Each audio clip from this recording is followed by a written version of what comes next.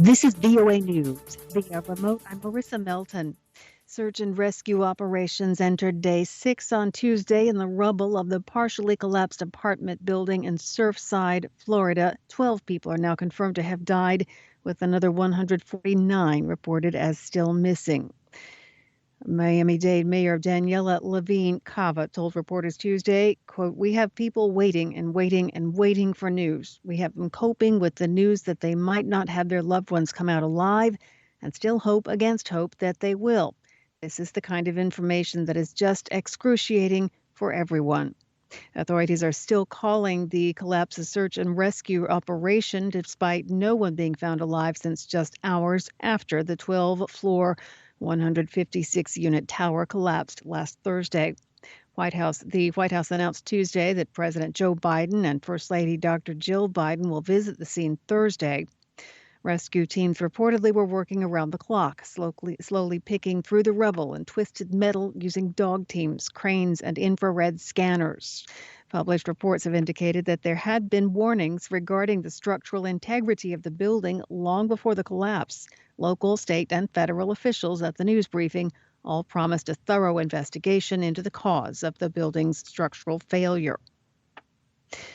Rebels in Ethiopia's embattled Tigray region warned Tuesday that their troops would seek to destroy the capabilities of Ethiopian and Eritrean forces, despite the Ethiopian government's declaration of a unilateral ceasefire in the region.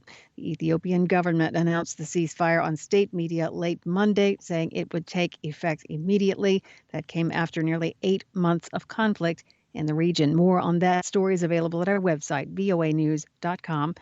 This is VOA News. Indian officials announced Tuesday that Indian pharmaceutical company Cipla has been approved to distribute its partner Moderna's COVID-19 vaccine as the country seeks to ramp up its vaccination program to prevent a third wave of the virus. The authorization will allow the Moderna vaccine to be imported into India. It will be the fourth COVID-19 vaccine given emergency approval for use in the country. So far, India has administered about 330 million doses, but with a population of 1.36 billion, the vaccination rate is much lower than several other countries. India has the world's second highest number of infections, with more than 30 million cases and almost 398,000 deaths. Separately, the European Commission, the European Union's executive wing, has warned organizers of the European Soccer Championships that they need to carefully assess holding the semifinal and final of the tournament, considering the recent surge of the Delta variant of the COVID-19 virus in Britain. The games are scheduled for next week at London's Wembley Stadium, with more than 60,000 fans expected. That's 75% of the stadium's capacity. Elsewhere in the world, Australia, 4 major cities are now heading into lockdown due to the growing presence of the highly infectious Delta variant.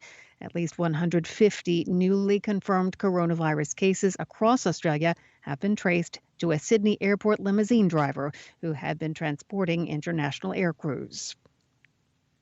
The Supreme Court ruled Tuesday that the government can indefinitely detain certain immigrants who say they will face persecution or torture if they are deported to their native countries. The issue for the court was whether the government could hold the immigrants without having an immigration judge weigh in.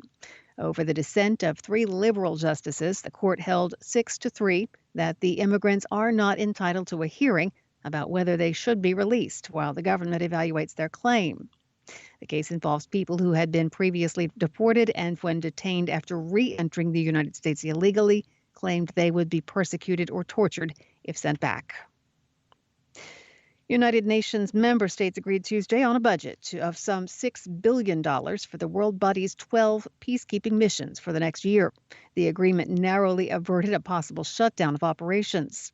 The 193 member of the UN General Assembly Budget Committee agreed to the peacekeeping budget for the year through June 30th, 2022. It will be formally adopted by the General Assembly on Wednesday. Top UN officials said Monday that the peacekeeping missions, most of which are in Africa and the Middle East, had been advised to start putting contingency plans in place in case the budget was not passed. Via remote, I'm Marissa Melton, VOA News.